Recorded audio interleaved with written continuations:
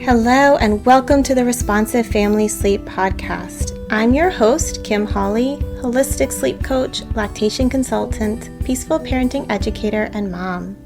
If you've ever felt overwhelmed by all the conflicting sleep info, frustrated with sleep information that just plain felt wrong, or searched desperately for a truly gentle and responsive sleep approach, then you are in the right place. In each episode, we'll be answering your most pressing baby and toddler sleep questions, busting those sleep myths, and helping you understand truly developmental, biologically normal baby and toddler sleep, plus encouraging you to trust your intuition along the way. Let's get started. Hello, and welcome back to this week's episode. We're talking about baby sleep stories. Not the kind that you read to your baby, but the narrative, the vision of what baby sleep should be that you have in your head when you become a parent.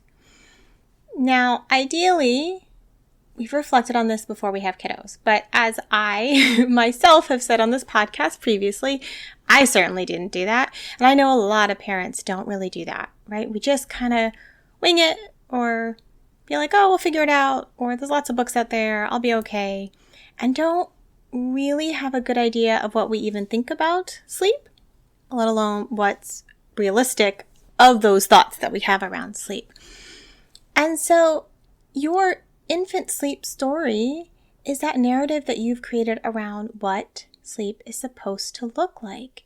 And sometimes we're doing that actively and explicitly, and a lot of times it's more subconscious and bias and judgments and expectations that we haven't really examined. Now, we hear a lot of information about sleep from a lot of places, so that sleep story is shaped by a lot of influences, right? The strongest ones are our culture, right? How does our culture talk about baby sleep? Our family, how does our family talk about sleep? How do our parents talk about how we slept as babies? How do they talk about how other babies sleep?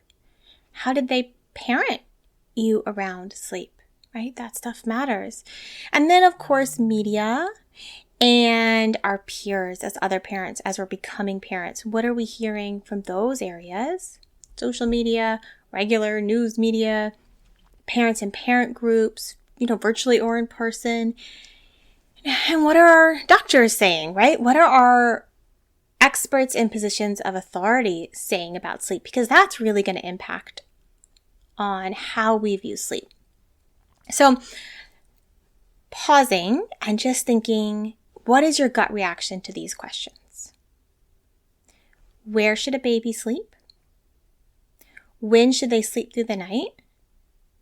And when should they sleep independently? And what does that even mean to you?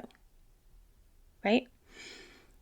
Those three questions are a good starting point to figure out what is your kind of gut instinctual vision of what sleep is supposed to look like for babies. And then take that and talk with your partner, talk with your immediate support system. How well does it match up? Because if you're coming from two very different cultures, you might have very different answers. Even if you're coming from the same culture but very different family backgrounds, you might have very different answers. And to be honest, even when we do talk about these things ahead of pregnancy, sometimes our pregnant ideas and our babies actually here on the outside and we're parenting them ideas can be very different, right? So once we've kind of reflected, how does my family talk about sleep? How was I raised about sleep? Did I learn anything, right? What's our cultural messages that I'm getting? What are these basic ideas about what baby sleep is supposed to look like? Then we need to actually bring in what's normal, right? Now I have tons of information and tons of places that you can access on that, and I'll link to my developmental expectations blog in the show notes so that you can really go look, what is a reasonable expectation for baby sleep at my baby's age? But broadly speaking, those developmental expectations, if we're talking about a developmental or biological baby sleep story, it's that babies are meant to be close. And that need for closeness is vital, and that babies and young children are designed to wake and need parental support to go back to sleep, and that the more we create connection and safety and security around sleep, the more we're laying a healthy foundation for sleep. And of course, your baby's temperament and age and so many factors are going to shape what that looks like. But, babies are meant to be close. They're meant to need our support. They're not designed to be independent.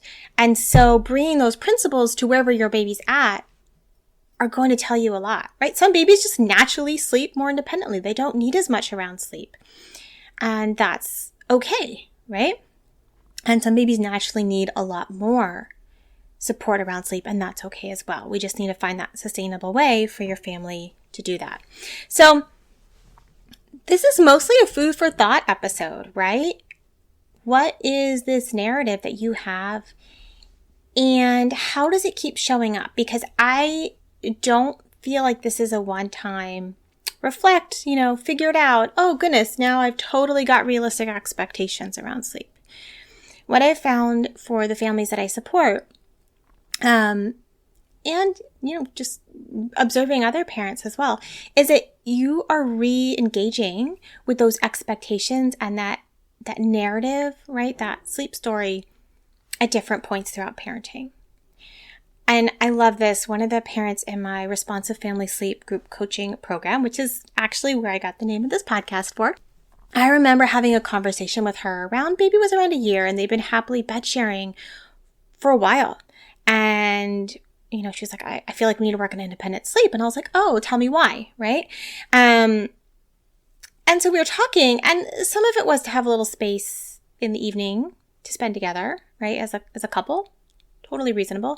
But some of it was also like, oh, well, she's a year, so I feel like we should be working on it, right? And they had a highly sensitive little one who needed a lot of touch to co-regulate. And so we get in those spaces where it's like, it's valid to want to work on it because you want to work on it. And also, she was feeling some pressure because now she had a toddler and she felt like she was supposed to be working on it. And that's where kind of examining that sleep story and like unlearning and relearning can really help you make decisions out of what you need for your family versus, what you feel like you should be doing.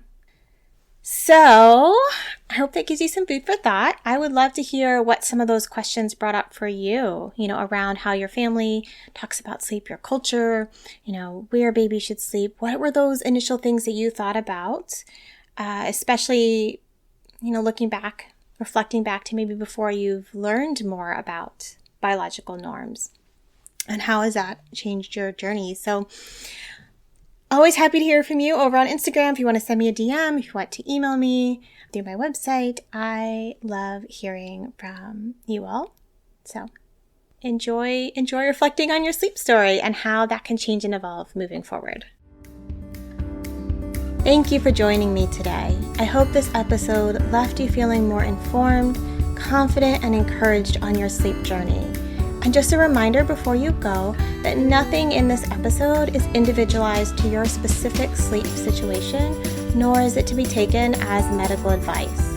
Take what resonates, ignore what doesn't, and check with your healthcare provider about any medical concerns. Take a moment to subscribe to this podcast so that you'll never miss an episode. And take a moment to rate, review, or share an episode you love on social media. All of that helps parents just like you find me, this podcast, and this gentle and responsive sleep information. I'll see you next time.